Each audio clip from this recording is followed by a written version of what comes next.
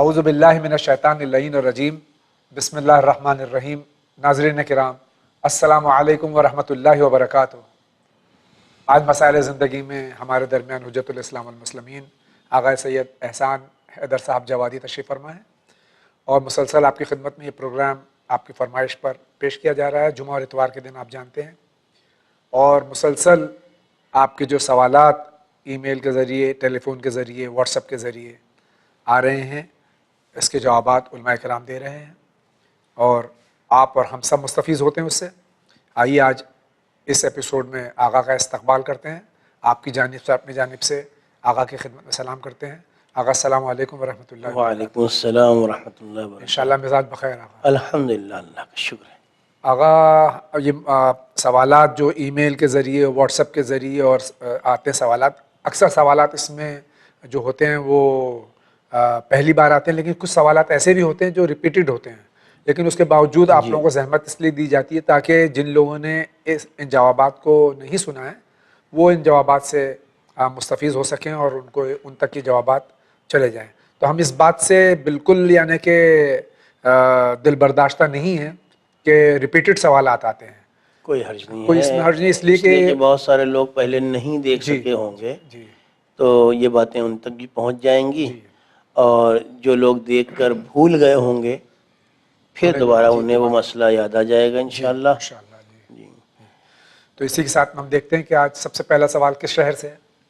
ہمارا نام سید امانت عباس، میں پٹنہ سٹی سے بول رہا ہوں۔ ہمارا سوال ہے، کیا راکھی امام ضامن کی طرح ہے؟ یہ پٹنہ سٹی سے ہمارے بھائی امانت عباس صاحب سوال کر رہے ہیں کہ جو راکھی ہمارے ہندوستان کا ایک تہوار ہے اور بہن بھائی کو باندھتی ہے، تو امام ضامن اور اس میں مماثلت کیا ہے؟ اعوذ باللہ من الشیطان الرجیم، بسم اللہ الرحمن الرحیم۔ سب سے پہلے تو چونکہ ہمارا یہ پروگرام ماہ ذی-قعد میں نشر ہو رہا ہے، اس لیے مناسب یہ لگتا ہے کہ یہ ذکر کر دیا جائے کہ اس مہینے میں 3 انتہائی اہم مناسبتیں پائی جاتی ہیں جن کا ہمیں شروع سے ہی خیال رکھنا چاہیے، بحیثیت ایک مسلمان کے، بحیثیت ایک مومن کے، محب اہل بیت کے، ہمیں اس کی رعایت کرنی چاہیے۔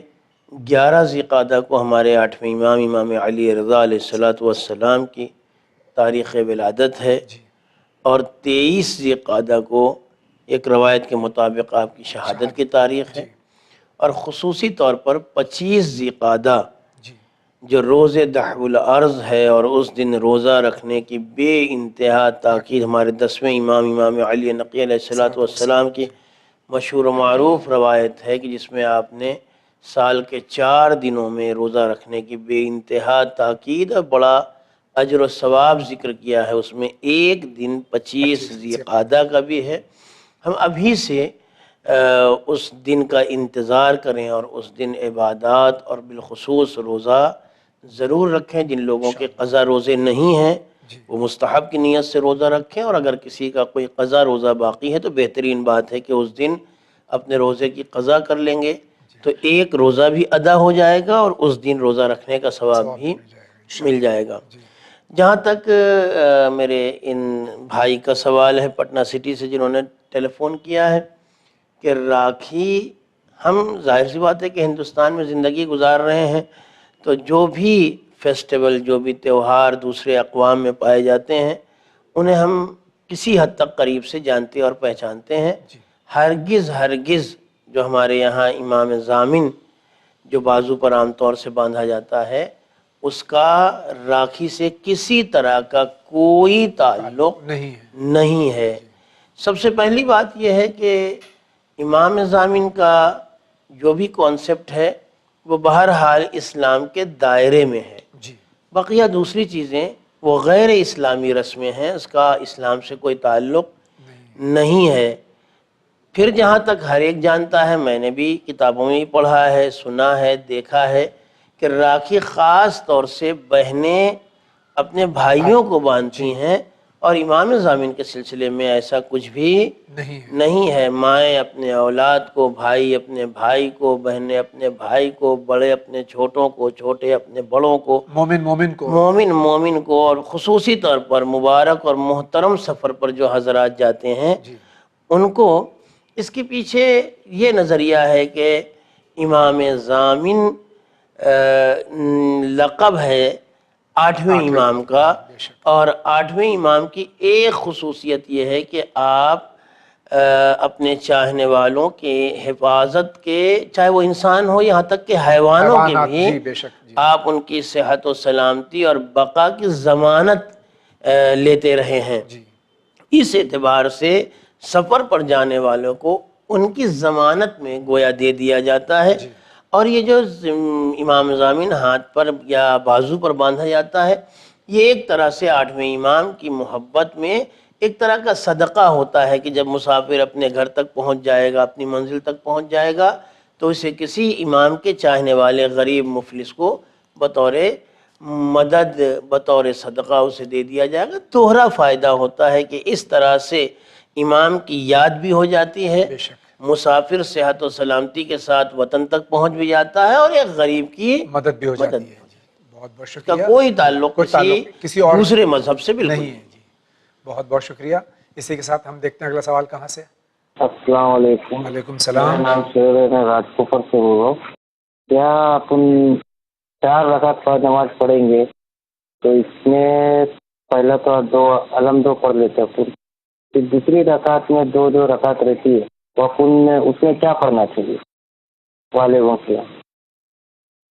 یہ ہمارے بھائی کا سوال ہے کہ 4 رکعتی نماز میں 2 رکعت میں تو سورہ حمد واجب ہے، پڑھنا ہی پڑھنا ہے، پھر دوسرا سورہ پڑھتے ہیں، تیسری اور چوتھی رکعت میں غالباً بہت پوچھ رہے ہیں۔ اچھا سوال کیا، اور خصوصی طور سے میں گزارش کروں گا ہمارے ناظرین جو اس وقت پروگرام دیکھ رہے ہیں، ان میں جو بچے ہیں جی خاص طور سے وہ اس جواب کو ضرور سنیں کہ ہم اپنی ہر 3 رکعتی نماز یا 4 رکعتی نماز، جیسے نماز ظہر ہے، عصر ہے، مغرب ہے، عشاء ہے، جی 2 رکعتی نماز میں تو ظاہر سی بات ہے کہ دونوں رکعتوں میں حالت قیام میں سورہ الحمد اور اس کے بعد کوئی بھی ایک سورہ ہمیں پڑھنا ہے، اور یہ پڑھنا واجب ہے۔ واجب ہے جی تیسری اور چوتھی رکعت میں چاہے وہ مغرب ہو، چاہے ظہر، عصر اور عشاء ہو، اس میں نمازی کو اختیار ہے جی کہ وہ چاہے تو سورہ الحمد پڑھ لے جی اور چاہے تو تسبیحات اربعہ پڑھے۔ جی تسبیحات اربعہ سبحان اللہ والحمد للہ ولا الہ الا اللہ واللہ اکبر، جی یہ 4 تسبیحات ہیں، اسی وجہ سے اسے تسبیحات اربعہ کہا جاتا ہے کہ 4 عنوانات سے اللہ کی حمد کی جاتی ہے۔ جی سبحان اللہ والحمد للہ ولا الہ الا اللہ واللہ اکبر۔ تو چاہے سورہ الحمد پڑھ لیں، چاہے یہ تسبیحات پڑھ لیں، انشاءاللہ آپ کی نماز درست رہے گی۔ انشاءاللہ۔ بہت بہت شکریہ۔ نیکسٹ کال لیتے ہیں ہم۔ اسی طرح سے اگر ہم دیکھیں تو ہمارے اوپر جو واجبات یہ ہے وہ کچھ لوگ پورا نہیں کر سکتے، جیسا کہ خمس دینا، زکوٰۃ دینا، ان کی حالت کم رہنے کی وجہ سے وہ نہیں کرتے، لیکن وہ ان کے حساب سے اگر کچھ اپنے بچا ہوا رقم ہے اس میں سے جو خرچ کرتے اس کے اوپر سے کیا یہ زکوٰۃ خمس اس کا ادا ہو سکتا ہے، جیسا کہ وہ حالت سے خراب ہے اس کی؟ ہاں، تو حالات خراب میں وہ اپنا اگر کچھ ایمان کے حساب میں خرچ کرتا ہے، اس کا کچھ بچتا نہیں، تو اس کا یہ صحیح ہوگا؟ یہ ہمارا سوال ہے۔ یہ بھائی کا سوال ہے، کئی بار سوال آیا، لیکن بہرحال بہت اہم سوال ہے یہ بھی جی جی کہ زکوٰۃ تو جیسے آپ حضرات فرماتے ہیں شریعت کے دائرے میں کہ زکوٰۃ جو ہے عام طور سے ہمارے یہاں جو ہے وہ اس کی شرائط ہیں، لیکن خمس تو ہر ایک پر آپ نے بھی فرمایا بارہا جی جی جی، چاہے آپ کے پاس پیسہ ہو یا نہ ہو۔ میں اپنے ان بزرگوار کے سوال کا اس طرح جواب دوں گا کہ دین اسلام نے جی ہم سے 2 انداز سے مالی عبادت کا تقاضا کیا ہے، جی 2 انداز سے۔ ایک مالی عبادت واجب ہے جی جسے ہم خمس کہتے ہیں، جی یا بعض اوقات زکوٰۃ ہے جن لوگوں کے اوپر واجب ہو، چاہے وہ زکوٰۃ فطرہ ہو یا وہ زکوٰۃ اموال وغیرہ ہو، وہ واجب ہے۔ جس کے اوپر واجب ہو گئی اس کا ادا کرنا واجب ہے، واجب۔ بے شک۔ اس کے بعد ہمارے لیے دین اسلام نے کچھ مستحب مالی عبادتیں رکھی ہیں۔ جی یہ ہم جو روزانہ صدقہ نکالتے ہیں یہ مستحب ہے۔ جی یہ جو ہم غریبوں کی مدد کرتے ہیں یہ مستحب ہے۔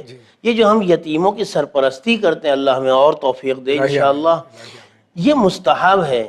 جو ہم مستمندان جن کے پاس نہیں ہے اپنا گزارا کرنے کے لیے کسی عنوان سے بھی، وہ بچوں کی فیس ہو یا وہ بچوں کے کپڑے ہوں یا ان کے کھانے پینے کا انتظام ہو یا ان کے رہنے سہنے کا انتظام، جو بھی ہم سے ہو سکے، یہ ساری چیزیں اس نے اسلام نے مستحب قرار دی ہیں۔ اور یہ طے ہے کہ مستحب کر لینے سے واجب ادا نہیں ہو سکتا ہے۔ ایک آدمی نماز شب تو پڑھے مگر نماز صبح نہ پڑھے اور کہے کہ وہاں تو ہم نے 11 پڑھ لی، 2 اس میں سے مائنس کر لیجئے، تو ایسا نہیں ہو سکتا، تو نہیں ہو سکتا ہے۔ اس طرح سے اگر ہمارے اوپر خمس واجب ہوتا ہے، اور میں یہ سمجھتا ہوں کہ تقریباً مور دین 99% لوگ وہ ہیں 99% وہ ہیں جن کے اوپر خمس واجب ہوتا ہی ہے۔ ہمارے پاس 1 روپے بھی اگر سال کے آخر دن بچے ہیں تو ہمارے پاس خمس واجب ہے۔ ہمارے گھر میں اگر تھوڑے سے مثلا مرچے، ہلدی، دھنیا، آٹا، دال، چاول، تیل، گھی، کوئی چیز بھی اگر 1 پیالی کے اندازے کے مطابق بھی بچا ہوا ہے تو ہمارے اوپر خمس واجب ہے۔ ہم کسی یتیم کی سرپرستی کرتے ہیں، ہم کسی اور عنوان سے پیسے خرچ کرتے ہیں، اس کا اس خمس سے کوئی تعلق نہیں، اس کا حساب بہرحال کرنا ہے اور اسے اپنی جگہ پر ادا کرنا ہے۔ وہ مستحبات ان واجبات کے قبولیت کا سبب تو بن سکتے ہیں، نعم البدل نہیں ہو سکتا۔ نعم البدل نہیں ہو سکتے۔ بہت شکریہ۔ اگلا کال لیتے ہیں۔ السلام علیکم۔ وعلیکم السلام۔ میرا نام مستجیب ہے، میں بول رہا ہوں۔ میرا سوال یہ ہے کہ جیسے ابھی اسٹار پلس پہ امیتابھ بچن سیریل آ رہا ہے کون بنے کروڑ پتی، اور اسی کی نقل آپ کے چینل پر دکھائی جا رہی ہے، تو ہم غیر مسلم کا طریقہ کیوں پکڑ رہے ہیں دین کے معاملے میں؟ جو آپ یہ سوال پوچھ رہے ہیں، سوال جواب اس کا دوسرا طریقہ بھی تو دین کے طریقے سے بھی تو ہم دے سکتے ہیں، ضروری نہیں کہ ہم کسی غیر مسلم کا طریقہ پکڑ کے اسلام میں پیش کریں۔ السلام علیکم۔ السلام۔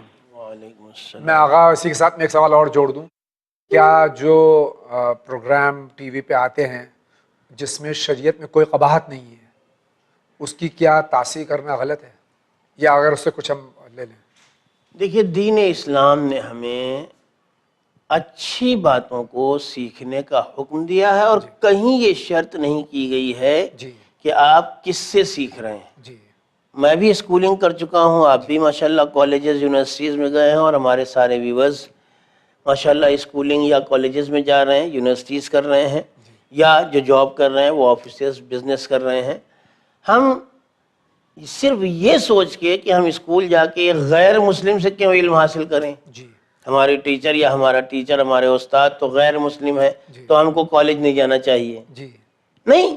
ایک اچھی بات، اگر غیر حدیثوں میں آیا ہے کہ حکمت تمہارا کھویا ہوا سرمایہ کہیں سے بھی ملے۔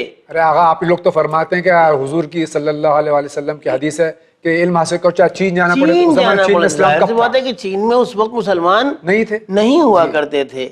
اگر کوئی بات بچوں کی تشویق کے لیے، بچوں کو شوق دلانے کے لیے ایک انداز ہمیں جس میں کوئی دینی اعتبار سے قباحت اور برائی بھی نہیں ہے، ہمارا جو بچہ سوالات کے جوابات دے دیتا ہے، ہم یہ نہیں کہتے تم ناچو، ہم یہ نہیں کہتے کوئی برائی کرو، ہم یہ کہتے ہیں کہ تم جیت لو گے، یعنی اپنی معلومات اور بڑھاؤ گے تو ہم تمہیں زیارت پر بھیج دیں گے، تم جاؤ گے ائمہ کی خدمت میں، ان کی قدم بوسی کر کے آؤ گے، ان کی زیارت کر کے آؤ گے، ان کے مزارات مقدسہ کا دیدار کر کے آؤ گے۔ اس سے بچوں میں جذبہ بڑھتا ہے، اس سے بچوں میں شوق پیدا ہوتا ہے۔ اب اگر کوئی کہے کہ اغیار جو ہے اپنے پروگرام ٹی وی پر ریلیز کرتے ہیں تو آپ ٹی وی پر کیوں پروگرام دیتے ہیں؟ اب اپنے گھر میں پروگرام کر لیا۔ اغیار پینٹ شرٹ پہنتے تو آپ کیوں؟ اغیار پینٹ شرٹ پہنتے ہیں، کوٹ پہنتے ہیں تو آپ کیوں پہنتے ہیں؟ وہ کرتا پہنتے ہیں تو آپ کرتا، یہ بات مناسب نہیں۔ ہاں، اگر کوئی نیگیٹو بات ہے تو ضرور متوجہ کی جائے، اور ہم انشاءاللہ پوری کوشش کریں گے کہ اس کے اوپر عمل کریں، اور اگر ہمارے اندر کوئی کمی ہے ہمیں متوجہ کیا جائے، ہم شکریہ بھی ادا کریں گے اور اپنی اصلاح کی کوشش بھی کریں۔ انشاءاللہ۔ اگلا کال۔ میں یہاں سری نگر سے بول رہا ہوں۔ خمس کی رقم بینک میں رکھی ہوئی ہے اور مستحق افراد کی تلاش جاری ہے۔ اس دوران بینک نے اس رقم پر کچھ منافع جمع کیا ہے۔ کیا منافع کی ساری رقم خمس کا حصہ شمار کیا جائے یا منافع پر صرف خمس کا حصہ نکالنا ہوگا؟ مہربانی کر کے جواب بحکم ولی امر المسلمین حضرت امام خامنہئی کے فتویٰ کے مطابق دیا جائے۔ السلام علیکم۔ یہ آیت اللہ خامنہئی کے مقلد کیا سوال ان بزرگوار نے کیا ہے؟ دیکھیے، اس سوال کی نوعیت یہ ہے کہ جب ہم نے خمس نکال دیا، جی ہم نے اپنے مال کا حساب کر لیا اور خمس کی ایک رقم الگ کر دی۔ جی اب مثال کے طور پر بینک میں رکھیں یا کہیں اور بھی رکھ دیں، جی اگر وہ اتفاقی طور سے زیادہ ہو گئی جی تو ہم جب اصل رقم کے مالک ہم نہیں ہیں جی تو وہ اس اضافے کے بھی مالک ہم نہیں ہیں۔ جی بے شک۔ اب جو کچھ بھی اس کے اوپر انکریمنٹ ہو رہا ہے، جو اضافہ ہو رہا ہے، جس عنوان سے بھی ہو رہا ہے، جی ظاہر سی بات ہے کہ ہم نے اس کو اپنی ملکیت سے خارج کر دیا، نکال دیا ہے، جی بے شک، ہمارا مال ہی نہیں ہمارا ہے۔ مال ہی نہیں ہے۔ جی۔ تو وہ جس کا مال ہے اضافہ ہوگا تو اسی کی ملکیت میں اضافہ ہوگا۔ جی۔ بڑھ گیا جی۔ تو جو کچھ بھی بڑھا ہے وہ اس میں سے آدھا حصہ امام ہے اور آدھا حصہ فقراء سادات۔ سادات ہے۔ اور اگر گھٹ گیا تو اپنی جیب سے بھرنا ہے۔ اگر ہم نے لاپرواہی کی ہے اس کی حفاظت میں اور گھٹ گیا، نقصان ہو گیا، تو چونکہ ذمہ دار ہم تھے اور ہم نے ذمہ داری پوری نہیں کی، اس لیے ہمیں اس کا جبران کرنا ہوگا، اس کو پورا کرنا ہوگا۔ بہت بہت شکریہ۔ نیکسٹ کال لیتے ہیں۔ جی السلام علیکم۔ وعلیکم السلام۔ جناب ہم یہی جاننا چاہتے ہیں کہ ایک بات تو یہ کہ کیا غسل کی نیت ہوتی ہے اور غسل کتنے طریقے کے ہوتے ہیں؟ یہ بات ہم نے اس لیے پوچھی ہے کیونکہ ہمارے یہاں مولانا صاحب ہیں، ان کا یہ کہنا ہے کہ غسل کی کوئی نیت نہیں ہے، جو دل میں ہم نے نیت کر لی وہ نیت ہوتی ہے۔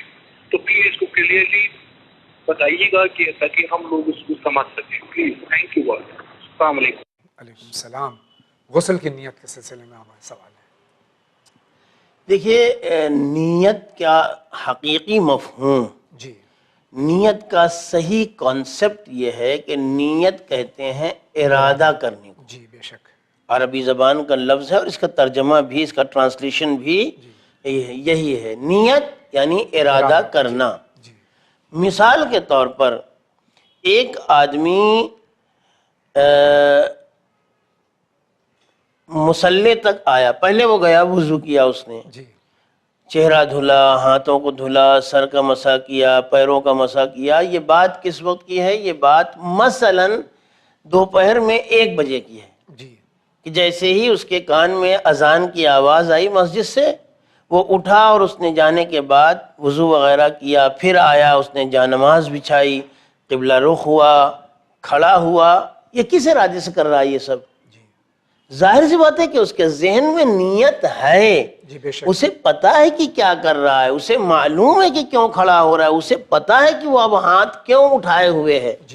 اب اس کے بعد مزید اپنی زبان سے یہ کہنا کہ مثلا نماز ظہر 4 رکعت آج مثال کے طور پر 1 جنوری مثلا 2015 کو پڑھ رہا ہوں، واجب قربتاً اللہ، قبلہ رخ کھڑے ہو کے وضو منہ میرا قبلہ کی طرف۔ جی، اس کی کیا ضرورت ہے؟ اس لیے کہ انسان کا نیت یقیناً اس آدمی کے لیے ضروری ہے جو غافل ہو، جی بے شک۔ جو متوجہ نہ ہو، وہ اس کو متوجہ کیا جائے کہ تم کر کیا رہے ہو۔ جی بے شک۔ ایک آدمی مثلا تالاب میں گیا جمعہ کے دن صبح میں 8 بجے 9 بجے 10 بجے، کائے کے لے گیا؟ ارے بھائی ابھی جانا ہے نماز جمعہ پڑھنے کے واسطے، اس ارادے سے۔ اب پتہ ہے کہ وہ گیا ہی ہے غسل کرنے کے لیے، تو الگ سے لفظ ادا کرنا اس کی کوئی ضرورت نہیں۔ ہاں، حج وغیرہ کے احکام میں مستحب ہے کہ نیتوں کو زبان سے ادا بھی کیا جائے، لیکن عام عبادات میں توجہ اور ارادہ، اور وہ ارادہ بھی قربتاً اللہ۔ جی بے شک بے شک۔ اگر یہ ارادہ ہے کہ یہ عمل کر رہا ہوں، قربتاً اللہ کر رہا ہوں، تو پھر زبان وغیرہ سے نیت ادا کرنے کی کوئی مزید ضرورت نہیں۔ اچھا، ان کا سوال یہ بھی ہے کہ غسل کتنے طریقے کا ہوتا ہے؟ غسل دو طریقے کا ہوتا ہے، ایک کو کہتے ہیں غسل ارتماسی اور ایک کو کہتے ہیں غسل ترتیبی۔ ارتماسی یہ ہے کہ انسان ارادہ کرے کہ وہ کون سا غسل کر رہا ہے، غسل جمعہ ہے، غسل جنابت ہے، غسل عید ہے، غسل کوئی مستحب واجب جو بھی غسل کر رہا ہو، مس میت وغیرہ، اس نیت کے ساتھ قربتاً اللہ کا تصور کرتے ہوئے حوض میں، دریا میں، سمندر میں، سوئمنگ پول میں کہیں اس طرح ڈبکی لگائے کہ اس کا پورا جسم پانی کے اندر ایک مرتبہ چلا جائے، چاہے وہ پانی کے اندر ہی کیوں نہ ہو، وہی نیت کر لے۔ ایک آدمی نے پہلے ڈبکی لگائی اور پھر 5 سیکنڈ کے بعد اس نے پانی کے اندر ہی یہ نیت کر لی، کافی ہے، ضروری نہیں کہ پانی کے باہر سے وہ نیت کر کے ہی اندر جائے۔ یہ ترتیب، یہ ارتماسی ہوا جی۔ ایک ترتیبی ہوتا ہے، ترتیبی یہ ہے کہ نیت کرنے کے بعد، یعنی ذہن میں تصور لانے کے بعد قربتاً اللہ آج روز جمعہ میں غسل کر رہا ہوں، اس خیال کے ساتھ پہلے سر و گردن کو دھوئے، پھر بہتر یہ ہے کہ داہنے حصے کو دھوئے، پھر بائیں حصے کو دھوئے۔ اس میں کوئی ترتیب بھی ضروری نہیں ہے کہ پہلے شانہ دھلے، پھر ہاتھ دھلے، پھر سینہ دھلے، پھر پیٹ دھلے، پھر رانے یا جانگ، پھر پیر، ایسی کوئی ترتیب کی ضرورت بھی نہیں۔ داہنا حصہ دھل جائے، بایاں حصہ دھل جائے، یہ غسل ترتیبی ہو گیا۔ جی بہت بہت شکریہ۔ نیکسٹ کال دیکھتے ہیں کس شہر سے۔ السلام علیکم، پٹنہ سے محمد یوسف امام بول رہے ہیں۔ ہمارا یہ ہے کہ یہ چینل بہت اچھا ہے اور بہت ہی اچھا کام کر رہا ہے تاکہ سبھی لوگوں کو مسائل زندگی کے مل رہی ہے جوابات، اور بہت اچھا چینل، یہ اچھا چلتا رہے، مولا اس چینل کو سلامت رکھے۔ بہت بہت شکریہ۔ اور آپ حضرات ناظرین کرام جو اس چینل کو ملاحظہ فرماتے ہیں، دیکھتے ہیں، اور خاص طور سے سارے پروگرام اور خاص طور سے مسائل زندگی پروگرام جو دیکھتے ہیں، یہ مسائل زندگی پروگرام اسی لیے ہے کہ ظاہر ہے کہ ہر وقت علماء ہر جگہ دستیاب نہیں ہوتے ہیں، موجود نہیں ہوتے ہیں، یا اگر ہوتے بھی تو ہمارے جو مومنین ہیں، ہمارے ناظرین ہیں، ہر وقت علماء سے رجوع نہیں کر سکتے، تو علماء کرام یہاں اپنی گوناگو مصروفیات کے باوجود تشریف لاتے ہیں اور اپنا وقت دیتے ہیں اور آپ کے سوالات کا جوابات دیتے ہیں۔ سوال ایک ہوتا ہے لیکن اس سے 30 ملکوں کے مومنین مستفیض ہوتے ہیں، 30 ملکوں کے ناظرین اس سے مستفیض ہوتے ہیں۔ اگر آپ اجازت دیں تو اس میں ایک چیز کا اضافہ بھی میں کر دوں کہ چینل ون کی تعریف کے 2 طریقے ہیں۔ ایک طریقہ تو میرے بھائی نے اختیار کیا کہ ٹیلی فون کر کے یا ای میل کے ذریعے سے اپنے دل کی بات یا اپنی خوشی کا اظہار کر دیں، اور دوسرے تعریف کا انداز یہ ہے کہ جو ہم نے کئی مرتبہ دیکھا ہے کہ ہمارے چینل سے بعض علماء کرام گزارش بھی کرتے رہتے ہیں کہ آپ روزانہ اگر چینل ون کو 5 روپے ہی سے مدد کریں تو انشاءاللہ یہ ہمارا وعدہ ہے کہ یہ پروگرام اور ہر پروگرام اس سے بہتر انداز سے آپ دیکھیں گے اور ہم سب اور فائدہ حاصل کریں گے انشاءاللہ۔ بہت بہت شکریہ آغا۔ اسی کے ساتھ ہم واٹس ایپ کے ذریعے اور ای میل کے ذریعے کچھ سوالات ہم لے لیتے ہیں۔ جی ہاں، یہ نہ چھوٹ جائے۔ جی یہ نہ چھوٹ جائے، اس میں کچھ سوالات ای میل کے ذریعے ہیں، کچھ واٹس ایپ کے ذریعے، ہم ایک ساتھ میں لے لیتے ہیں۔ جی، السلام علیکم۔ علیکم السلام۔ یہ فرماتے ہیں کہ پرائیویٹ بینک میں لون ڈپارٹمنٹ میں ان کو کام کا ذریعہ ان کا ہو رہا ہے اور یہ وہاں ان کو اپارچونیٹی مل رہی ہے، اور وہاں ان کو ڈاکیومنٹیشن لون کے اگینسٹ سیکیورٹیز کے لیے ان کو یہ کام کرنا ہے، تو کیا ان کی یہ سیلری جو ہے یہ حلال ہے یا ناجائز؟ یہ ادریس حسین صاحب سوال کر رہے ہیں۔ دیکھیے اس میں ذرا سی سینسٹیویٹی ہے اور ذرا سا علماء کے درمیان، مراجع کے درمیان فتاوی میں اختلاف بھی ہے۔ عمومی طور پر اس مقام پر صرف اتنا کہا جائے کہ جب تک ضروری ہو تب تک اس طرح کی مشکوک جاب کی جائے جس میں بہرحال کہیں نہ کہیں شک کا ایک شائبہ پایا جاتا ہے، اور جیسے ہی اس سے دامن چھڑانے کا امکان ہو انسان نکل کے ایک ایسی جگہ پر جائے جہاں کے لیے 100% یقین ہو کہ ہمارا ایک ایک پیسہ حلال ہے، جائز ہے، وہاں جائے چاہے کم ہی کیوں نہ ہو۔ دیکھیے اچھا کھائے چاہے کم کیوں نہ کھائے، بے شک بے شک، زیادہ کھا لے اور برا کھائے اس سے کوئی فائدہ نہیں ہے۔ بہت بہت شکریہ آغا۔ اگلا سوال لیتے ہیں۔ السلام علیکم۔ علیکم السلام۔ میرا سوال یہ ہے کہ اگر کوئی شخص جادو سفلی کرتا ہو، وہ کس قسم کا کافر ہے؟ کیا وہ ممبر پر بیٹھ کر مجلس پڑھ سکتا ہے؟ یہ نارتھ امریکہ سے سوال ہے۔ دیکھیے کوئی بھی آدمی دین اسلام نے جس چیز کو جائز قرار دیا ہے وہ سب کے لیے جائز ہے، بے شک جس کو ناجائز اور حرام قرار دیا ہے سب کے وہ نارتھ امریکہ والا ہو یا ساؤتھ ایشیا والا ہو، جی سب کے لیے حرام۔ جی اب جائز یا خاص طور سے بات ناجائز کی ہے، خود دین اسلام کا فیصلہ یہ ہے کہ ہر ناجائز کام کرنے والا کافر نہیں ہو جاتا ہے۔ جی دین اسلام میں سب سے اہم ترین کام کا نام نماز ہے، جی وہ چھوڑنے والا وہ بھی کافر نہیں ہو جاتا ہے، جی چاہے جان بوجھ کے ہی کیوں نہ چھوڑے۔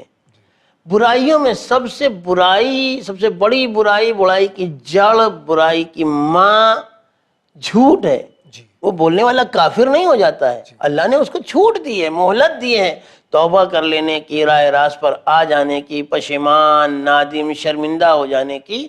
اس لیے یہ نہیں کہا جا سکتا ہے کہ کوئی آدمی اگر فعل حرام کرتا ہے، پہلے تو یہ طے ہو کہ یہ آدمی وہ کام کرتا بھی ہے یا نہیں۔ جو ہم سمجھ رہے ہیں کہ سفلی اور پتہ نہیں کیا کیا اس میں لکھا ہوا ہے، جو بھی جی سفلی عمل کرتا ہے، کالا جادو کرتا ہے، نیلا جادو کرتا ہے، وہ کرتا بھی ہے کہ نہیں کرتا ہے۔ جی دعاؤں کا ورد کرنا، آیات سے فائدے اٹھانا، بعض دعاؤں سے فائدے اٹھانا، بعض ریاضتوں سے فائدے اٹھانا، یا بعض لوگوں کا جناتوں کو اپنے قبضے میں کر کے ان سے بعض کام لینا، یہ ایک سارا الگ پورا چیپٹر ہے۔ جی اس میں کچھ چیزیں جائز بھی ہیں اور بہت ساری چیزیں ناجائز اور حرام ہیں، جی لیکن ان حرام کام کرنے والوں کے لیے یہ کہہ دیا جائے کہ یہ کافر ہیں، یہ بات مناسب نہیں۔ اللہ نے انہیں اجازت دی ہے، انہیں موقع دیا ہے، انشاءاللہ وہ توبہ کریں، اگر گناہ گار ہو گئے ہیں توبہ کریں۔ اور اگر ایسا انسان دوسروں کو نیکی کی دعوت دے رہا ہے تو اس میں بھی کوئی برائی نہیں ہے، اگرچہ اخلاقی اعتبار سے ائمہ نے تاکید کی ہے کہ جب کسی کو دعوت حق دینا ہو، دعوت خیر دینا ہو، نیکی کی تبلیغ کرنا ہو تو بہتر یہ ہے کہ پہلے خود نیک بن جاؤ تاکہ۔ لیکن اگر ہم یہ مانیں کہ وہی آدمی نیکی کی دعوت دے جو بالکل نیٹ اینڈ کلین ہو تو وہ 14 کے آگے کوئی 15واں نہیں نکل پائے گا۔ ہم میں سے ہر ایک کے اندر کچھ نہ کچھ کمی ہے، لیکن اس کے باوجود دین اسلام نے، اللہ نے، نبی نے، امام نے ہم سے امر بالمعروف کا تقاضا کیا ہے، تو اگر کوئی آدمی برا ہے تو اس کو حق کی تبلیغ بہرحال ہے۔ بہت بہت شکریہ۔ اسی کے ساتھ اگلا سوال لیتے ہیں۔ السلام علیکم۔ وعلیکم السلام۔ میرا سوال یہ ہے کہ میں آغا خامنہئی کا مقلد ہوں، اگر کسی مسئلے کا جواب آغا خامنہئی کے مطابق اور آغا سیستانی کے مطابق ڈیفرنٹ ہو تو اس وقت مقلد پر کیا کرنا چاہیے، کس طرح سے عمل کرے؟ آپ نے خود ہی اپنے سوال کا جواب بھی اپنے سوال میں ہی لکھ دیا ہے کہ آپ آغا خامنہئی کے مقلد ہیں۔ جب بھی آپ کو کوئی مسئلہ درپیش ہو ان کی کتاب موجود ہے، استفتاءات اور ان کے جوابات، جی آپ اس میں تلاش کریں، آپ کو آپ کے سوال کا ممکن ہے، بلکہ بڑا احتمال ہے کہ جواب آپ کو وہاں مل جائے گا۔ نہیں ملا، ان کی ویب سائٹ ہے، ان کے نمائندے ہیں، اور آمد و رفت اس ملک تک بھی لوگوں کی ہے جہاں ان کے دفاتر کھلے ہوئے ہیں، وہاں سے آپ پتہ کریں۔ انشاءاللہ جیسے ہی کوئی مشکل پیش آئے آپ ان کے دفتر، ان کی ویب سائٹ کی طرف رجوع کریں، اور آپ کے لیے ضروری ہے کہ انہی کے مسائل پر عمل کریں۔ بہت بہت شکریہ۔ کیا ہمیں عید نہیں منانا چاہیے کیونکہ امام علیہ السلام کا 10واں ہے؟ کیا یہ پہلا سوال ہے، کئی سوالات ہیں۔ جی اس کا جواب دیا جا چکا، پھر بھی آپ سے۔ عید نہیں منانا چاہیے اس لیے کہ امام علی علیہ السلام کا 10واں ہے۔ 40واں کب ہوتا ہے؟ 40 دن بعد، تو وہ 40ویں دن 40ویں دن ہوتا ہے۔ تو آج تک تو ہم نے نہیں سنا کہ 30 شوال کو امام علی کا 40واں منایا گیا ہو، یا کسی اور تاریخ میں 10واں نہیں، 20واں یا سیوم، یا پھر دیگر ائمہ کیوں نہیں؟ کیوں نہیں بھائی؟ 28 سفر کو خود مرسل اعظم بھی اور دوسری طرف امام حسن مجتبی علیہ السلام، ان دونوں کی وفات اور شہادت کی تاریخ۔ ادھر سے آپ دیکھیں تو 9 ربیع الاول پڑ جاتی ہے، وہ نہ منائے ہم۔ 8 ربیع الاول کو، 8 ربیع الاول کو، پھر 17 تاریخ آ جاتی ہے، 9 ربیع الاول آ جاتی ہے۔ دیکھیے جہاں تک 40 کا تعلق ہے 40 کا کانسیپٹ شرعی کانسیپٹ، بے شک یقیناً خود معصوم نے تاکید فرمائی ہے۔ جی 40 روز 40 یعنی 20 سفر کو امام حسین کی زیارت کرنے یا زیارت پڑھنے کی۔ بقیہ دیگر معصومین کا سیوم یا 10واں یا 20واں، اور اگر اجازت ہو تو میں یہ بھی واضح کر دوں کہ 10واں اور 20واں یا 30واں یا بعض جگہوں پر 50واں اور 60واں، یہ ہمارے ہندوستانی یہ رسم ہمارے ہندوستان کے اپنے علاقائی مزاج جی اور علاقائی حالات کے اعتبار سے بنائے ہوئے انداز ہیں۔ جی تو یہاں ان چیزوں کو بالکل دخیل نہیں کرنا چاہیے۔ دین اسلام نے امیر المومنین کی شہادت سن 40 میں ہوئی ہے، جی امام حسن نے اسی سال عید کیوں منائی؟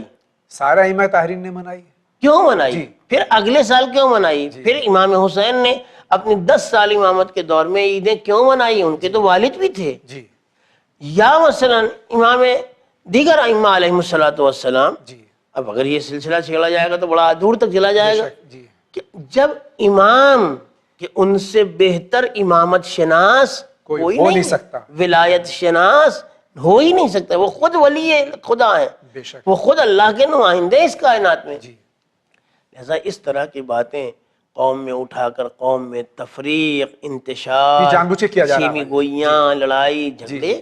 یہ چیزیں پیدا نہ کی جائیں۔ جہاں چھٹے امام علیہ السلام نے ارشاد فرمایا ہے کہ اللہ رحمت نازل کرے ان لوگوں پر جو ہمارا امر زندہ کرتے۔ جی پوچھا کہ مولا آپ کا امر زندہ کیسے ہوتا ہے؟ کہا ہماری خوشیوں میں خوش ہو، ہمارے غموں میں غم۔ غم کریں جی 21 محرم کو، 21 رمضان کو غم کی تاریخ ہے، ہم غم منائیں۔ پہلی شوال کو خوشی کی تاریخ ہے، ہم خوشی خوشی منائیں۔ منائیں جی 8 ربیع الاول کو غم کی تاریخ ہے، غم منائیں۔ 9 کو خوشی کی تاریخ، خوشی منائیں۔ 17 کو خوشی کی تاریخ، خوشی منائیں۔ بہت بہت شکریہ۔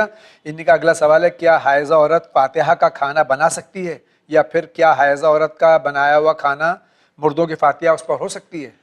کوئی بھی نجس کھانا دین اسلام نے کھانے کی اجازت نہیں دی ہے، جی اور ظاہر سی بات ہے کہ جہاں تک میں جانتا ہوں کہ جو خواتین بھی کھانا پکاتی ہیں جی وہ کھانا نجس نہیں ہو جاتا ہے۔ بے شک جیسے کھانا پاک ہے اسے کھانا، اور ہر کھانا، ہر غذا، ہر رزق اللہ کا دیا ہوا ہے، اس کا احترام 1000 مرتبہ کرنا واجب اور لازم ہے۔ جی لہذا جو چیز نجس ہو گئی وہ تو نجس ہے، تو یوں بھی نہیں کھا سکتے، چاہے یوں بھی نہیں فاتحہ کھا ہو اس پہ۔ سکتے ہیں چاہے وہ جس انداز کا بھی ہو۔ جی اور اگر پاک ہے تو پھر پاک انسان کا، یعنی پاک غذا کا کھانا، اس میں کوئی حرج بھی نہیں۔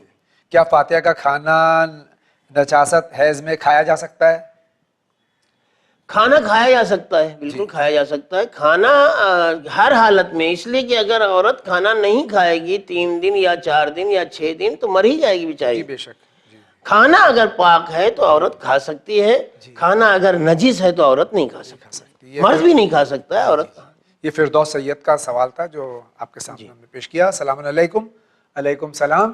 ناظرین کرام، اگلا سوال لوں اس سے پیشتر وقت ہو چکا ہے ایک بریک کا، اشارہ ہو رہا ہے مجھے بریک لے لوں، لیکن آپ کہیں نہیں جائیے، آپ بالکل بیٹھے رہیے اور دیکھتے رہیے چینل ون، میں ابھی حاضر ہوتا ہوں۔ بسم اللہ الرحمن الرحیم۔ چینل ون کے ناظرین اور ویورز، میں آپ کی خدمت میں سلام عرض کرتا ہوں، اور آپ میرے پروگرام مستقل دیکھتے رہتے ہیں، اس کا میں شکریہ بھی ادا کرتا ہوں۔ لیکن آج میں آپ سے ایک اپیل کرنا چاہتا ہوں، کیونکہ چینل ون کے سلسلے میں آپ بار بار دیکھتے رہتے ہیں کہ چینل ون کو مالی ضرورتیں بڑھتی جا رہی ہیں، اس کے پروگرام میں وسعت ہوتی جا رہی ہے، اور چینل ون میں عام چینلز کے مقابلے میں مالی ضرورتوں کو پورا کرنے کے جو ذریعے ہوتے ہیں اور جو ایڈورٹیزمنٹ وغیرہ ہیں وہ چینل ون کو نہیں حاصل ہو پاتے، اس لیے کہ ہماری پالیسی کے یہ خلاف بات ہے کہ ہم ایسے ایڈورٹیزمنٹ لیں جو ہماری اخلاق کے اوپر برا اثر ڈالنے والے ہوں۔ اس لیے آپ حضرات کا تعاون ہی چینل ون کو آگے بڑھا سکتا ہے، اور اس سلسلے میں ہم آپ سے یہ اپیل کرتے ہیں کہ جتنے بھی ہمارے ویورز ہیں، ناظرین ہیں، درشک ہیں، وہ کسی قوم کے ہوں، کسی مذہب و ملت کے ہوں، وہ ہمارے ساتھ جڑے ہوئے ہیں. اس لیے ہم ان سب سے امید کرتے ہیں، اور اس کا ایک بہت آسان ذریعہ سجیسٹ کیا گیا ہے کہ اگر وہ روز 5 روپے کے اعتبار سے، جو آج کی فائنینشیل کنڈیشنز میں کوئی بڑی رقم نہیں ہے، جمع کریں تو مہینے میں 150 روپے سے مدد کر سکتے ہیں. بلکہ جو لوگ اس سے زیادہ مدد کر سکتے ہیں وہ بھی، کیونکہ ہم ایک بار کی مدد آپ سے نہیں چاہتے، کیونکہ ہمارا پروگرام ایک بار کا نہیں ہے، یہ روز ہوتا رہتا ہے، دنوں رات چلتا رہتا ہے. اس لیے آپ حضرات کی ہمیں ریگولر اور مستقل مدد کی ضرورت ہے. آپ اس میں تعاون کریں، کوآپریٹ کریں. کسی بھی ملت کے ہوں، کسی مذہب کے ہوں، ہم سب بھائی جو ہیں کم سے کم اچھائی کو اچھائی سمجھتے ہیں، برائی سے نفرت کرتے ہیں. اور یہ چینل ون اچھائی کو بڑھانے کے لیے، فروغ دینے کے لیے، اچھائی کو وکست کرنے کے لیے آیا ہے. اس لیے وہ کسی مذہب و ملت کے ہوں، کم سے کم اس ایشو پر ہم سب لوگ متحد ہیں. اس لیے میں اپنے تمام درشکوں سے اور تمام ویور سے یہ بات درخواست کرتا ہوں کہ وہ اس میں ہماری مدد فرمائیں، اور اگر وہ ہماری مدد کریں گے تو اس پروگرام کو اس سے بہتر طریقے سے پیش کیا جا سکے گا. انشاءاللہ آپ کا رسپانس ہمارے لیے بہتر ہوگا. والسلام علیکم ورحمۃ اللہ وبرکاتہ. World Islamic network. Bank details: state bank of India, branch Samuel street, Mumbai 9. Account number 336802133703. IFSC SBIN 0060138. SWIFT code SBIN NBB 523. ICICI Bank, branch Bhat Bazar, Mumbai 9. Account number 122-305-000220. RTGS NFTS IFSC code ICIC 0001223. آپ اپنا check یا demand draft بھی ہمیں post کر سکتے ہیں. آپ منی gram اور ویسٹرن یونین سے بھی ڈونیشن یا خمس ٹرانسفر کر سکتے ہیں. ہمارا پتہ ہے ورلڈ اسلامک نیٹورک، 6769 حضرت عباس علیہ السلام street, Dongri, Mumbai 400009 India. Telephone number 912223433540 23434304. Email winislam@gmail.com. Website winislam.com.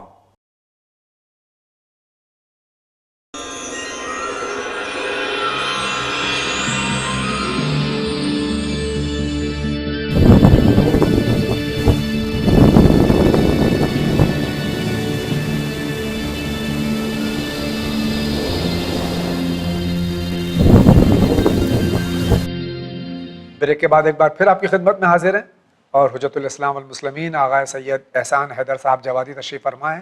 مسلسل ان سے ہم سوالات کر رہے ہیں اور جوابات سے ہم سب مستفیض ہو رہے ہیں. آئیے اگلا سوال ہم لیتے ہیں، دیکھتے ہیں اگلا سوال کس شہر سے. میرا نام ہے سید نقی یوسف اور میں ممبئی کا رہنے والا ہوں. اور میرا سوال ہے مولانا سے کہ میرا بیٹا تھوڑا کمزور ہے، اس کے لیے کیا کروں؟ کمزور ہے، سست ہے اور بہت پانی میں ڈلے ہے. ایسا ڈاکٹر بتائیے.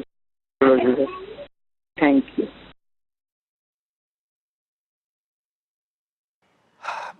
برادر مومن کا سوال ہے، مولانا سے سوال کیا انہوں نے، ڈاکٹر سے نہیں، کہ بچہ کمزور ہے تو ہو سکتا ہے انہوں نے ڈاکٹر کو دکھایا ہو لیکن فائدہ نہیں ہو رہا، تو شاید دعا کے سلسلے میں پوچھ رہے ہیں.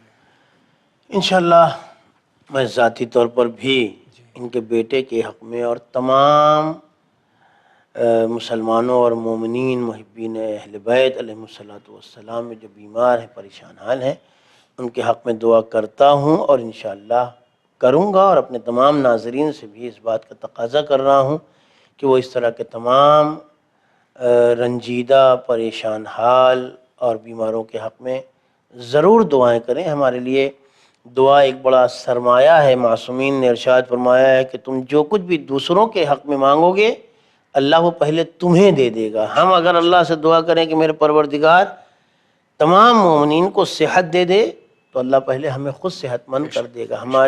ہم دعا کریں کہ سب کی بیماریاں ختم ہو جائیں، تو اگر ہم بیمار ہیں تو اللہ ہماری بیماری کو ختم کر دے گا۔ آپ بھی دوسرے مریضوں کے حق میں دعا کریں، انشاءاللہ پروردگار آپ کے مریض کو بھی چہاردہ معصومین کے طفیل اور ان کے تصدق میں شفا یاب کرے گا الہی آمین انشاءاللہ۔ انشاءاللہ۔ اگلا سوال۔ السلام علیکم۔ وعلیکم السلام۔ آغا میں فی الحال ابھی مرض تکلیف آغا سستانی صاحب کی تکلیف میں ہوں، اور ہمارے ادھر جو توضیح ہے اس میں تو کوئی ڈیٹیل نہیں دیا ہے داڑھی کے بارے میں، لیکن نیٹ پہ ایسا ملا تھا، لکھا ہوا تھا کہ آغا سستانی صاحب کی نظر میں فرینچ کٹ داڑھی الاؤڈ نہیں ہے۔ تو اگر چونکہ میں پہلے آغا خوئی صاحب کی تکلیف میں تھا، تو کیا داڑھی کے مسئلے کے لیے میں آغا خوئی صاحب کی تکلیف کر سکتا ہوں؟ السلام علیکم۔ وعلیکم السلام۔ یہ ہمارے بھائی سید الخوئی علی اللہ مقامہ کی تقلید میں تھے، اور مرجع جہان تشیع حضرت آیت اللہ العظمیٰ سید علی سیستانی مدد اللہ علی کی تقلید میں داڑھی کا آغا خوئی کے نزدیک داڑھی فرینچ کٹ جائز تھی؟ جہاں تک میرے بزرگوار نے ذکر کیا جی کہ توضیح المسائل میں تو یہ مسئلہ آغا سیستانی کا لکھا نہیں، شاید ہو تو نہ ہو۔ ان کی ایک دوسری کتاب مسائل کی ہے جدید فقہی مسائل، جی اس میں یہ مسئلہ وضاحت کے ساتھ لکھا ہوا ہے، اور آغا فرینچ کٹ داڑھی کو داڑھی تصور نہیں کرتے، نہیں تسلیم کرتے ہیں۔ کہتے ہیں کہ یہ آدمی داڑھی مونڈے ہوئے، جی فرینچ کٹ رکھے ہوئے تو یہ آدمی داڑھی مونڈے ہوئے۔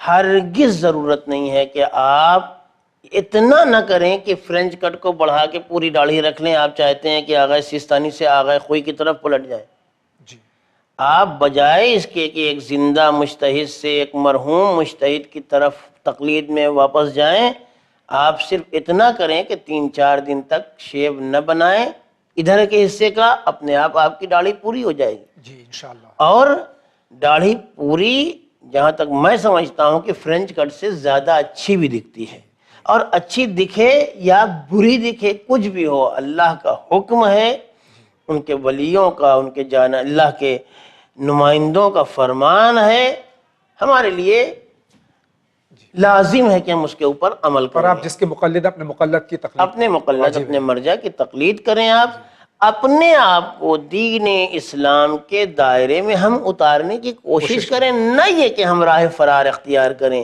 کہ کس نے یہ کہہ دیا تو ہم فرینچ کٹ ہی رکھے رہ جائیں، کیوں نہ اس کو بڑھا لیں جب آپ نے تاکہ تقلید بدل ہی دی ہے تو پھر ان کی تقلید میں آپ ہیں تو اس پر عمل کریں۔ ہر ایک اس بات کے اوپر متفق ہے، خود آغا خوئی بھی یہ نہیں کہتے تھے کہ جس نے پوری داڑھی رکھ لی اس نے نہیں داڑھی رکھی ہے، جی فرینچ کٹ ہی رکھنا چاہیے۔ جی تو پوری داڑھی یہ متفق علیہ ہے، ہر مرجع تقلید اسے مکمل داڑھی مانتا ہے، فرق وہاں ہے فرینچ کٹ میں۔ جی لہذا وہ کام کیجئے جو مسلم الثبوت اور سب کی نظر میں قابل داد و تحسین۔ جی انشاءاللہ، بہت بہت شکریہ۔ ہم دیکھتے ہیں اگلا کال کہاں سے۔ مولانا صاحب السلام علیکم، ہم لکھنؤ سے روبینہ بول رہے ہیں۔ میرا سوال ہے کہ قرآن شریف میں کتنی بار جو ہے سجدہ آتا ہے، اور اس کے لیے تاکہ ہم نے مطلب سجدہ نہیں کیا تو ہم جو ہیں وہ پورے کرنا چاہتے ہیں قضائے سجدہ بھی۔ شکریہ۔ قرآن مجید میں واجب سجدے اور مستحب سجدے ہیں، اور کسی نے نہیں کیے ہیں اگر؟ قرآن مجید میں 4 مقامات پر سجدہ کرنا واجب ہے، جی اور یہ واجب فوری کہلاتا ہے، کہ فوراً ادھر آپ نے یا ہم نے آیت پڑھی یا ہم نے لائیولی ڈائریکٹ کسی پڑھنے والے سے آیت سجدہ سنی تو اسی وقت سجدہ کرنا واجب ہے۔ اس سجدے کے لیے وضو یا طہارت بھی ضروری نہیں ہے، قبلہ بھی شرط نہیں ہے، صرف یہ ہے کہ انسان پیشانی اپنی زمین پر رکھ دے۔ اگر کسی نے اسی وقت غفلت کی بنیاد پر، مسئلہ نہ جاننے کی بنیاد پر سجدہ نہیں کیا ہے تو وہ یہ یاد کرے کہ اس نے مثلا ختم قرآن کتنی مرتبہ کیا ہوگا، پورا قرآن اس نے کتنی مرتبہ پڑھا، کسی نے 10 مرتبہ پڑھا تو 40 سجدے اس کے رہ گئے ہیں، بس وہ ایک مرتبہ میں ان 40 سجدوں کو یا 2 مرتبہ میں ان 40 سجدوں کو ایک کے بعد ایک کے بعد ایک کے بعد ایک کے بعد کر کے ادا کر دے، اس کا واجب بھی ادا ہو جائے گا قضا کے عنوان سے، پروردگار عالم کی طرف سے اجر و ثواب بھی ملے گا انشاءاللہ۔ اگلا کال لیتے ہیں۔ جی میں فضا حسین بول رہا ہوں، السلام علیکم۔ السلام۔ کشمیر سے بول رہا ہوں میں۔ جی فرمائیے۔ جی میرا سوال یہ ہے کہ اگر ایک مسجد ہے، اس میں ایک ہی ہال ہے اور اس میں یہ نماز جماعت ہو رہی ہو، کیا ایک انسان فرادہ نماز اسی وقت پڑھ سکتا ہے؟ یہ وہ انسان ہے جو اس امام کے پیچھے نماز نہیں پڑھنا چاہتا ہے، اس کی اقرار نہیں کرنا چاہتا ہے، کیا وہ فرادہ نماز پڑھ سکتا ہے؟ بس یہ میرا سوال ہے۔ یہ سری نگر کشمیر سے سوال ہے، جماعت ہو رہی ہو اور اس وقت فرادہ نماز کوئی پڑھ سکتا ہے؟ بڑا سوال یہ پیدا ہوتا ہے کہ جب دین اسلام نے ہم سے جماعت سے نماز پڑھنے کا تقاضا کیا ہے، جب اللہ نے کہا ہے، جب نبی نے کہا ہے، جب امام نے کہا ہے کہ اگر جماعت کا امکان ہو تو جماعت سے ہی پڑھو، اور ایک ایک نماز کا 40 برابر یا اس سے بھی زیادہ گنا ثواب رکھا گیا ہو، تو یہ آدمی اسی وقت فرادہ نماز کیوں پڑھنا چاہتا ہے؟ کیا اللہ کے حکم کو یہ نظر انداز کرنا چاہتا ہے؟ کیا نبی کے حکم کی توہین کرنا چاہتا ہے؟ کیا اماموں کے حکم کا مذاق اڑانا چاہتا ہے کہ مثلا اللہ نبی و امام نے کہا کہ اگر جماعت ہو رہی تو جماعت میں شامل رہو، اور یہ کہہ رہا ہے کہ نہیں اے اللہ تو کہتا رہے میں تو فرادہ پڑھوں گا؟ اگر اس کو فرادہ ہی پڑھنا تھی تو کم سے کم اتنی دیر کے بعد مسجد میں آتا جب جماعت کی نماز ختم ہو چکی ہوتی، کہ کم سے کم لوگوں کے ذہن میں اس کے بارے میں غلط نظریات نہ پیدا ہوں۔ بڑا سوال یہ پیدا ہوتا ہے کہ یہ کیوں جماعت میں شامل نہیں ہونا چاہتا؟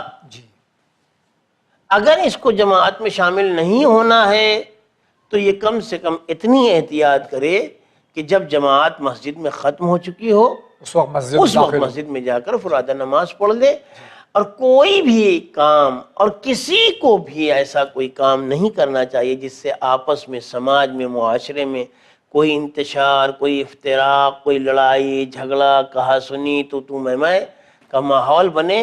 ہم ہیں ہی کتنے سے ہیں کہ اس میں اور بڑھ جائیں، اور دشمن ہمارا چاہتا ہے کہ وہ ہمیں طرح طرح سے تقسیم کرتا رہے، لہٰذا ہمیں ان باتوں کی طرف آگاہ رہنا چاہیے۔ بے شک۔ آئیے اگلا سوال لیتے ہیں۔ السلام علیکم، میرا سوال یہ ہے کہ بی بی فاطمہ زہرا سلام اللہ علیہ کا تابوت مرد سج سکتے ہیں کہ نہیں؟ اس کا جواب آپ دلیل میں دے دیں کہ مرد تابوت کو بی فاطمہ زہرا سلام اللہ علیہ کے، حضرت فاطمہ زہرا سلام اللہ علیہ کے تابوت کو مرد سج سکتے ہیں کہ نہیں؟ یہ ہمارے بھائی کا سوال ہے۔ ہندوستان میں بڑے صغیر میں پوری مستحکم دلیل کے ساتھ اس سوال کا جواب دوں گا کہ جب حقیقی طور پر صدیقہ طاہرہ عصمت کبریٰ حضرت فاطمہ الزہرا سلام اللہ علیہا کی شہادت واقع ہوئی تو اس وقت تابوت کے اندر بی بی محترمہ خود تشریف فرما تھیں۔ بے شک۔ اس وقت بھی ان کا تابوت مردوں نے ہی اٹھایا تھا، چاہے مخصوص ہی کیوں نہ ہو، کچھ بھی مردوں نے ہی ان کا تابوت اٹھایا تھا اور اٹھا کر ان کو سپرد لحد کیا تھا، لہذا کوئی حرج نہیں ہے کہ صدیقہ طاہرہ کی طرف منسوب تابوت، اس میں کوئی جنازہ بھی نہیں ہوتا ہے، نسبت دی گئی ہے، اور یہ جو تابوت کو کاندھا دینا چاہ رہا ہے یہ ان کا چاہنے والا ہے، ان کا محب ہے، ان کے نام پر جی رہا ہے، ان کے نام پر مرنے کی تمنا کر رہا ہے، آخرت میں انہی کی شفاعت کا محتاج ہے۔ یہ کیسے ہو سکتا ہے کہ اس کو اس بات کی بھی اجازت نہ دی جائے کہ ان کا تابوت نہ اٹھائے یا ان کے نام پر کی گئی نظر کو نہ کھائے وغیرہ وغیرہ، جس طرح سے بعض جاہلوں کے درمیان یہ باتیں مشہور ہو گئی ہیں۔ یقیناً خواتین کے لیے اس چیز کو مکروہ قرار دیا گیا ہے کہ وہ جنازوں کو کاندھا دیں، تو اگر یہ تابوت خواتین اٹھا سکتی ہیں تو مرد کیوں نہیں اٹھا سکتے ہیں؟ بہت بہت شکریہ، آپ نے واضح جواب اور دلیل کے ساتھ میں اپنے جواب دیا ہوگا۔ اسی کے ساتھ آگے بڑھتے ہیں۔ السلام علیکم، میرا نام ہے سید مہدی علی خان، ڈیلس ٹیکسس سے بات کر رہا ہوں میں، یو ایس اے سے۔ میرا سوال یہ ہے مولانا سے کہ جو ہے عورت جو ہے لیڈ کر سکتی ہے کہ نماز جماعت سے پڑھا سکتی ہے کیا عورتوں کو لے کر؟ یہ میرا سوال ہے۔ السلام علیکم ورحمۃ اللہ وبرکاتہ۔ السلام ورحمۃ اللہ وبرکاتہ۔ ٹیکساس USA سے سوال ہے، خواتین کی جماعت خاتون پڑھا سکتی ہے؟ میرے ان بھائی کو یہ سوال کرنے کا حق ہے جی، اس لیے کہ میں نے کئی مرتبہ ٹیلی ویژن پر، انٹرنیٹ پر، دیگر ذرائع سے یہ دیکھا کہ امریکہ میں عورت نے نماز جماعت مردوں کو لیڈ کی ہے۔ یقیناً وہ جماعت باطل، وہ عمل حرام و ناجائز۔ ہاں، عورت اگر صرف عورتوں کے درمیان نماز جماعت قائم کرنا چاہے اور اس خاتون کے اندر جماعت قائم کرنے اور امامت کی تمام شرائط پائی جاتی ہوں تو یقیناً وہ نماز خواتین کو پڑھا سکتی ہے، مگر مردوں کو نہیں پڑھا سکتی۔ اور آغا یہ جو علماء سے میں نے سنا ہے، آپ اس کی تصدیق فرمائیں کہ عورت اگر نماز جماعت پڑھا رہی ہے عورتوں کی تو آگے نہیں کھڑی ہو سکتی۔ اب وہ سارے شرائط آتے ہیں بعد میں، جی وہ سارے شرائط بعد میں آتے ہیں۔ میں نے یہی کہا اگر اس کے اندر امامت کی صلاحیت پائی جاتی، شرائط پائی جاتی تو وہ اس مسائل کو خود جانتی ہے، جی ہاں خود جانتی ہوگی کہ اس کو کہاں کھڑا ہونا ہے اور کس طرح سے نماز کی کو لیڈ کرنا ہے۔ بہت بہت شکریہ آغا۔ اسی کے ساتھ ہم دیکھتے ہیں اگلا سوال کس شہر سے۔ السلام علیکم، میں امریکہ سے بول رہی ہوں۔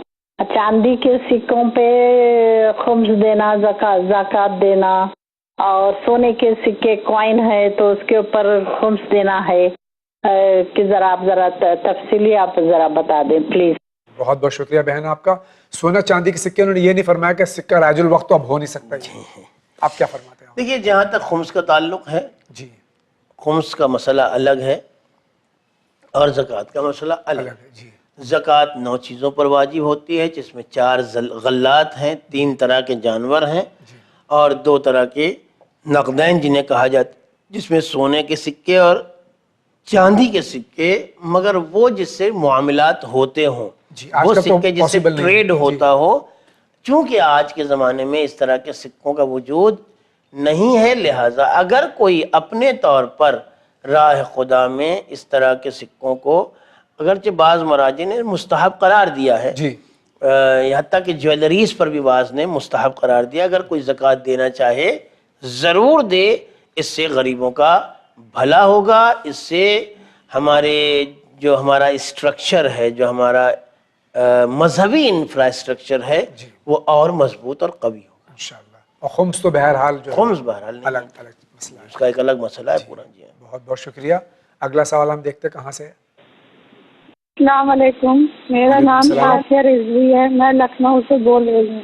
میرا سوال مولانا سے یہ ہے کہ جو لوگ کسی کو بے وجہ پریشان کرتے ہیں اور کسی کی پریشانی مطلب کہ سہن کب تلک کی جا سکتی ہے، اور اس کے بعد کیا پریشانی سہن کی جا سکتی ہے، اور جب سہن ہو جائے تو اس کے بعد کیا کیا جا سکے؟ وعلیکم السلام۔ یہاں پریشانی سے مراد یہ ظلم، آغا ظلم سہنا کہاں تک صحیح ہے؟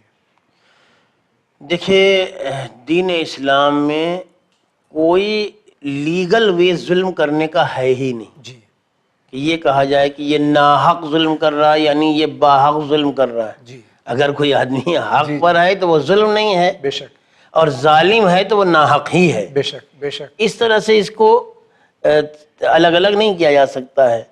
جہاں تک ظلم کرنے کا سوال ہے، دین اسلام نے ہر طرح کا ظلم دوسروں پر بھی، یہاں تک کہ اپنے آپ پر بھی ظلم کرنے کو حرام اور ناجائز قرار دیا۔ اجازت نہیں ہے کسی کو کہ وہ دوسروں پر یا اپنے آپ پر، وہ مسلمان ہو غیر مسلم بھی ہو، غیر مسلم پر بھی ظلم کرنے کی اجازت نہیں دی گئی ہے۔ جہاں تک ظلم سہنے کا تعلق ہے کہ کہاں تک انسان ظلم برداشت کرے، اب اس میں بڑا فرق پیدا ہو جاتا ہے کہ یہ ظلم کرنے یا ستانے والا کون ہے۔ مثال کے طور پر ایک بیٹا یہ سمجھ رہا ہے کہ میرے ماں باپ مجھ پر ظلم کرتے ہیں، تو مرتے دم تک یہ ظلم سہنا چاہیے، ان کے خلاف بغاوت نہیں کی جا سکتی ہے۔ اگر ایک خاتون سمجھتی ہیں کہ میرے شوہر مجھ پر ناروا ظلم کر رہے ہیں، تو بڑی حد تک وہ اس بات کی کوشش کریں کہ حالات درست ہو جائیں، جس بنیاد پر ان کے شوہر ستاتے ہیں اس بنیاد کو درست کرنے کی کوشش کریں۔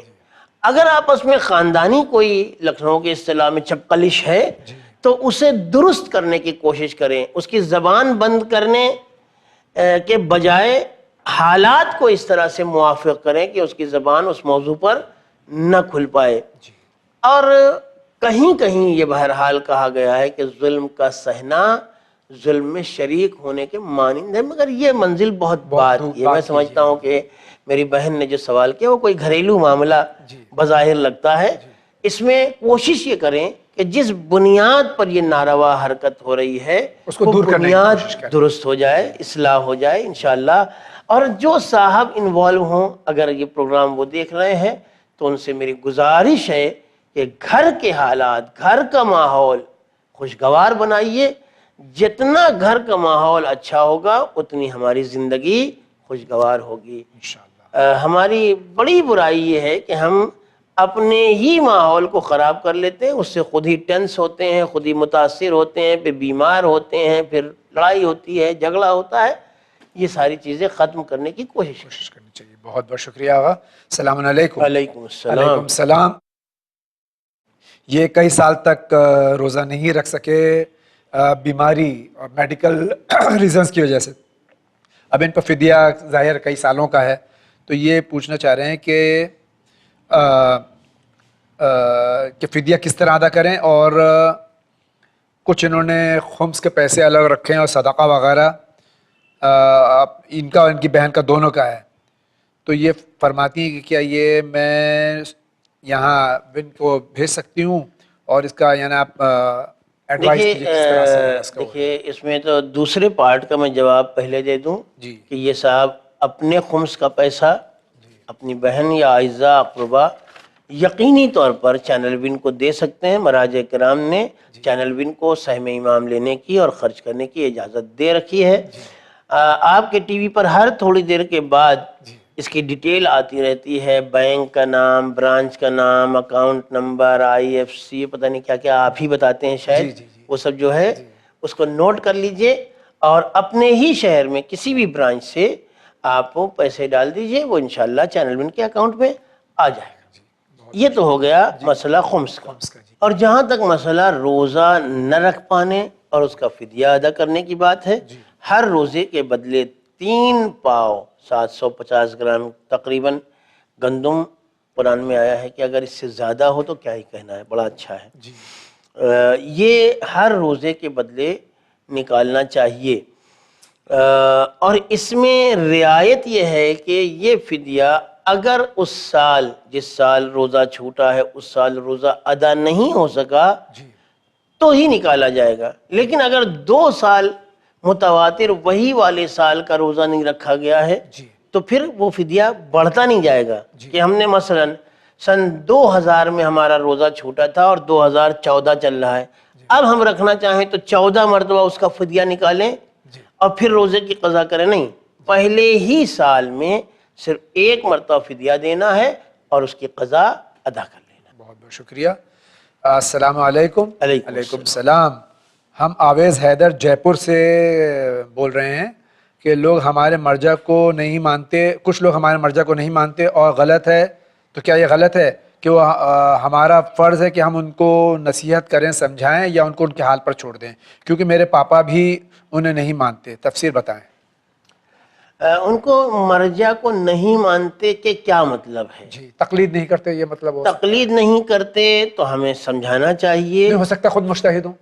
وہی میں کہنے جا رہا تھا کہ نہیں مانتے 2 چیزیں ہیں. انہیں مجتہد نہیں مانتے، یا یہ مانتے ہیں کہ ابھی وہ درجہ اجتہاد پہ نہیں پہنچے ہیں، یا یہ نہیں مانتے کہ ان کی تقلید نہیں کرتے، کسی اور کی تقلید کرتے ہیں. تو اگر کوئی انسان کسی ایک مرجع کی تقلید کر رہا ہے تو دوسرے کی تقلید نہیں کرے گا. بے شک. تو یہ تقلید نہ کرنا اس بات کی دلیل نہیں کہ وہ اسے نہیں مانتا. میں ہوں، آپ ہوں، ہمارے سارے ناظرین ہیں، کسی نہ کسی مجتہد کے مقلد ہیں. بے شک. لیکن وہ دوسروں کو مانتے ہیں. بے شک، یقیناً مانتے ہیں کہ وہ ہمارے عالم ہیں، مانتے ہیں کہ وہ ہمارے دین کے رہبر ہیں، پیشوا ہیں، ہمارے لیے واجب الاحترام ہیں، وہ ہمارے دین کے زمامدار ہیں، وہ ہمارے دین کے ذمہ دار ہیں، وہ قرآن و حدیث میں تفحص پوس کرنے والے، غور و فکر کرنے والے، وہ اپنی زندگی کا ایک بڑا عرصہ دین کی راہ میں تحقیق کرنے میں گزارنے والے ہیں. یہ سب مانتے ہیں. بے شک. لیکن تقلید نہیں کرتے.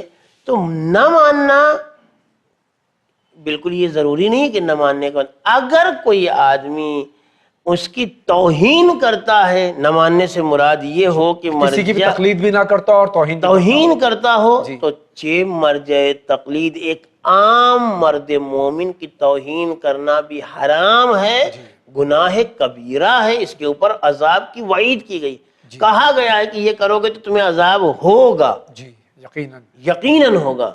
ایسے انسان کی اصلاح کی کوشش کی جائے، اسے بتایا جائے کہ گناہ کبیرہ میں مزید وہ مبتلا نہ ہو، اور پروردگار عالم سے توبہ کرے، انشاءاللہ اللہ توبہ قبول کرنے والا۔ انشاءاللہ۔ السلام علیکم۔ وعلیکم السلام۔ میرا نام آصف اقبال ہے، میں سنی ہوں، مجھے بتائیے کہ شیعہ اور سنی میں ڈیفرنس کیا ہے اور کیوں ہے؟ جناب آصف اقبال صاحب،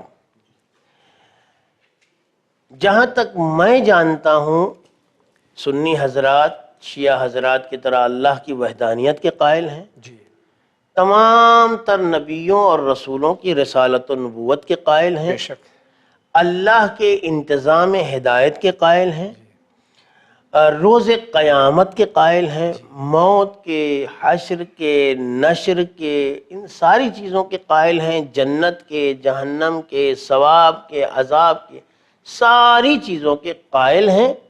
رہ گئی بات بعض مسائل کی، تو جو حضرات ان مسائل کی تہ تک پہنچنا چاہتے ہیں، ہمارے دروازے ہمیشہ ان کے لیے کھلے ہوئے ہیں، ہم پورے کھلے دل سے دین اسلام کی صحیح تبلیغ صحیح ترویج کے قائل رہے ہیں اور انشاءاللہ آئندہ بھی رہیں گے انشاءاللہ۔ السلام علیکم۔ علیکم السلام۔ ایک ہی صاحب پہ کئی سوالات ہیں، 3 یا 4 سوالات ہیں، ہم لے لیتے ہیں۔ کس جنگ میں امام علیہ السلام نے شرکت نہیں کی تھی؟ مسائل زندگی میں سوال ہے۔ بالکل، ایک جنگ میں امام علی علیہ السلام نے جنگ نہیں کی تھی، جس میں رسول اللہ نے انہیں خصوصی طور پر چھوڑا تھا اور کہا تھا تمہاری مثال بالکل وہی ہے جو ہارون کی موسیٰ کی نسبت سے تھی، کہ وہ بھی ہارون کو چھوڑ کے گئے تھے اور میں تمہیں چھوڑ کے جا رہا ہوں۔ سبحان اللہ، سبحان اللہ۔ ان کا دوسرا سوال ہے، قرآن کے کس سورے میں خمس کا ذکر ہے؟ آپ نے یہ نہیں پوچھا کہ میں نے اس جنگ کا نام نہیں لیا جنگ کا، اس لیے نہیں لیا کہ خود سے تھوڑی سی تحقیق کریں، تلاش کریں۔ قرآن کے کس سورے میں خمس کا ذکر ہے؟ قرآن مجید میں ایک پارہ شروع ہوتا ہے، اب یہ میں یہاں بھی نہیں کہوں گا، ایک پارہ شروع ہوتا ہے آیت خمس سے، 30 پارے ہیں، ہر پارے کی پہلی آیت پڑھنے انشاءاللہ مل جائے گا۔ تیسرا سوال ہے ان کا، اگر نماز کے حالت میں شک ہو کہ وضو کیا یا نہیں تو کیا حکم ہے؟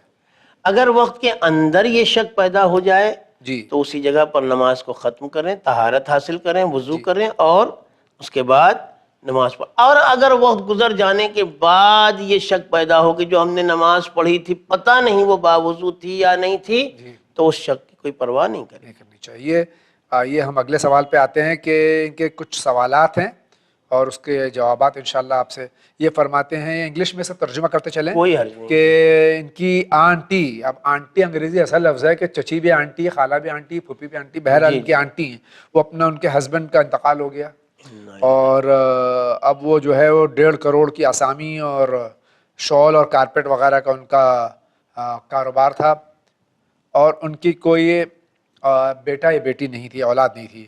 اب ان کا سوال ہے اس 1.5 کروڑ کی جائیداد میں سے اس آنٹی کو کتنا ملے گا؟ پہلا سوال۔ اگر کوئی بھی ان کا رشتہ دار نہیں ہے تو جو رشتہ دار سببی یعنی ان کی زوجہ ہیں، کل کا کل مال بالآخر انہی کی طرف پلٹ جائے۔ دوسرا سوال ہے، ان کے شوہر کی وفات کے بعد وہ کتنے عرصے بعد دوسری جگہ جا سکتی ہیں؟ دوسری جگہ تو وہ اس دن بھی جا سکتی ہیں جس دن ان کے شوہر کا انتقال ہوا ہو، جسے عدت کہا گیا ہے۔ عدت کے معنی یہ نہیں ہے کہ عورت کسی ایک ہی جگہ یا کسی ایک ہی گھر میں ہی بیٹھی رہے، نہیں، عدت کے معنی یہ ہے کہ عورت کوئی بھی ایسا کام نہ کرے جس سے خوشی کا اظہار ہو یا جس سے غم کا اظہار نہ ہو، ورنہ جانے کے لیے وہ بچوں کو اسکول چھوڑنے کے لیے اسکول جا سکتی ہے، بچے کو اسکول سے لا سکتی ہے، اگر آفیسز میں کہیں مثلاً بطور وارث ظاہر کرنے کے لیے جانا ہو، کورٹ میں، عدالت میں، وہاں بھی جا سکتی ہے، بینک میں، یا مثلا دیگر کوئی کام ہو اس میں بھی جا سکتی ہے، کسی کے تعزیت میں جانا چاہے وہاں بھی جا سکتی ہے۔ ہاں شادی وغیرہ میں اجتناب کرنا چاہیے کہ وہ خوشی کا مرحلہ ہوتا ہے، اور یہ عورت کو 4 مہینہ 10 دن تک غمزدہ رہنا ہے۔ جی ہاں۔ اچھا، ان کا تیسرا سوال ہے، اس عورت کو کس قسم کا لباس پہننا چاہیے شوہر کے انتقال کے بعد میں؟ ہر اس طرح کا لباس پہن سکتی ہے جس سے خوشی کا اظہار نہ ہو، ایام عدت میں، ایام عدت میں۔ اس کے بعد وہ عورت آزاد ہے، ہر طرح کا لباس پہن سکتی ہے، علاوہ اس کے کہ کوئی ایسا کام کسی بھی عورت کے لیے جائز نہیں ہے کہ جس سے نامحرم کی نظر اس کی طرف اٹھے اور اس کے غلط جذبات بھڑکیں، یہ خود گناہگار ہو یا اس کی وجہ سے کوئی دوسرا مرد، چاہے بیوہ ہو، چاہے بیوہ ہو، شادی شدہ ہو، کنواری ہو، کوئی بھی ہو۔ بہت بہت شکریہ۔ یہ سوال تھا عابد مجید سری نگر کشمیر سے سوال کر رہے تھے یہ۔ اب اگلا سوال لیتے ہیں۔ جناب السلام علیکم۔ وعلیکم السلام۔ میں زیارت عاشورہ پڑھتی ہوں، بہت بہت شکریہ، مگر زیارت امام حسین علیہ السلام کی 2 رکعت نماز کے بعد پڑھتی ہوں، یہ روبینہ کا سوال ہے۔ کوئی حرج نہیں ہے، یہ مستحب زیارت ہے اور اس کے بعد کی یہ نماز بھی مستحب ہے۔ اس میں تقدم و تاخر یعنی پہلے اور بعد اس میں کوئی حرج نہیں ہے۔ انشاءاللہ پروردگار عالم آپ کے ان اعمال کو خود امام حسین علیہ السلام اور ان کے ساتھی شہیدوں کے توسط سے، ان کے وسیلے سے قبول کرے گا اور آپ کو بہترین اجر و ثواب دے گا انشاءاللہ۔ السلام علیکم۔ وعلیکم السلام۔ یہ روز جمعہ کے سلسلے میں سوالات ہیں کہ فضائل اور ایڈوانٹیجز جمعے کے کیا ہیں اور جمعے کے اعمال کیا ہیں، اور جمعے کے دن کیا پڑھنا چاہیے؟ جزاک اللہ خیر۔ جمعے کے دن بہت سارے اعمال ہیں۔ جمعہ کا دن روز امام زمانہ قرار دیا گیا ہے، اس دن دعائے ندبہ کا پڑھنا مستحب ہے، اس دن غسل کا کرنا مستحب ہے، اس دن کم سے کم 100 مرتبہ حضرات محمد و آل محمد پر صلوات پڑھنا، اللہم صلی علی محمد و آل محمد، یہ مستحب ہے۔ 100 مرتبہ لا الہ الا اللہ، اللہ کی وحدانیت کا اقرار کرنا مستحب ہے۔ نماز جمعہ میں شرکت کرنا چاہیے، خطبہ جمعہ سننا چاہیے۔ اس کے علاوہ پاک و پاکیزہ لباس پہننا چاہیے، خوشبو سے اپنے آپ کو معطر کرنا چاہیے۔ اس کے علاوہ امام کے بتائے ہوئے ہر حکم پر ہر دن عمل کرنا چاہیے، اور اس بات کی روز جمعہ اور زیادہ کوشش کرنا چاہیے۔ اسی نوٹ پر آغا بہت اچھی بات آپ نے کہی۔ ہم آج کا ایپیسوڈ کا وقت ختم ہو جاتا ہے۔ آپ کے شکریہ کے ساتھ میں ناظرین کرام سے میں عرض کر دوں کہ آج کے اس ایپیسوڈ کا وقت ختم ہو جاتا ہے۔ انشاءاللہ زندگی رہی تو پھر آپ سے ملاقات ہوگی، تب تک کے لیے اجازت دیجیے، اسی طرح سوالات کرتے رہیں۔ وآخر دعوانا ان الحمدللہ رب العالمین۔